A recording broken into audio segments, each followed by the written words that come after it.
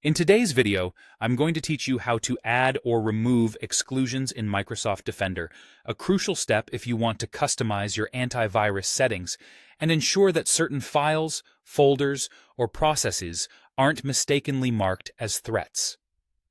Whether you're trying to prevent interruptions for specific applications or just managing your system security more efficiently, understanding how to work with exclusions in Microsoft Defender is an invaluable skill.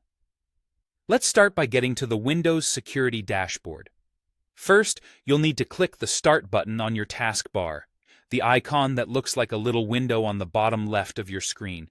But if you've got many applications docked or are comfortable with shortcuts, you can also use the magnifying glass icon right next to it, which is perfect for quickly finding what you need.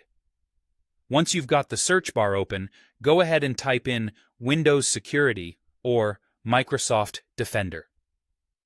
Both terms will lead you to the same place.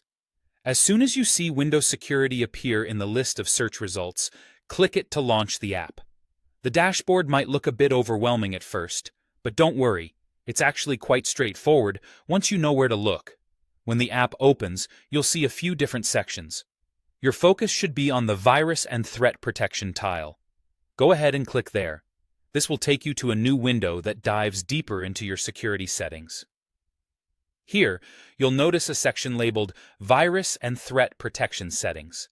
Just below that, you'll see a link labeled Manage Settings. Give that a click, and you will be led to another panel where you can make various adjustments to how your device handles protection and threats. As you scroll down, you'll encounter the Exclusions section. This is where you can either add or remove exclusions based on your needs. Clicking on Add or Remove Exclusions will bring up a dedicated area for managing them. Now, let's say you want to add a new exclusion. You'll click on the plus Add an Exclusion button. Doing this will open a drop-down menu where you can select the type of exclusion you'd like to set up. You'll have options such as file, folder, file type, or process. It's important to choose the right type based on what you're intending to exclude. Once you've determined the type of exclusion you wish to apply, you'll follow the prompts.